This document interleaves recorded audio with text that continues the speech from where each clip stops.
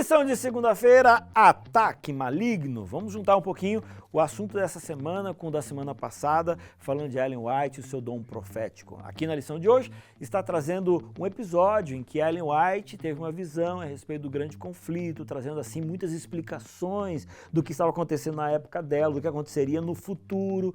E aí quando ela estava voltando para casa, tendo uma viagem, ela teve uma sensação de que existia um ser ao lado dela. E aquele ser ali começou a incomodar. Deixa eu fazer só um parênteses aqui, um instante. Às vezes a gente lê essas histórias, né, e fala assim, mas será? Tanto tempo atrás, será que não era impressão dela? Será que não era um sentimento? Né? Que coisa esquisita. Você está sentado e você olha para o lado, não tem ninguém, mas você sente que tem alguém. Algum tempo atrás, conversando com um amigo meu que durante muito tempo esteve em algumas religiões espiritualistas, ele falava para mim, ele falava assim, Omar, às vezes eu estou em alguns lugares e eu tenho sensações como se estivesse ali, como os espíritos estivessem ali. Eu falei, tá, mas e por que eu não sinto? Ele falou, não, é porque durante muito tempo eu tive envolvido com isso. Então, a minha percepção, ela é maior, ela é diferente. E aí, então, deu aquelas explicações todas que eu não quero me aprofundar nesse momento. Mas por que eu estou falando isso? Só para dizer para você que não é uma coisa do passado, não é uma coisa de gente que de repente que tem um sentimento, que acha que teve essa sensação. Não, realmente isso acontece. Por quê? Porque nós estamos vivendo num grande conflito entre o bem e o mal.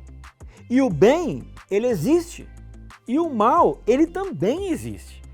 Às vezes, a gente quer dizer de que o mal não existe, mas o mal, ele existe em Satanás, nos seus anjos todos, e aqui existe o bem, em Jesus, em Deus, nos seus anjos, aqui está. São seres que existem. Então, foi o que aconteceu com Ellen White. E depois ela ficou sabendo que ao mesmo tempo que ela tinha essa sensação pesada de que tinha um ser estranho ao lado dela, os anjos vieram para poder libertá-la.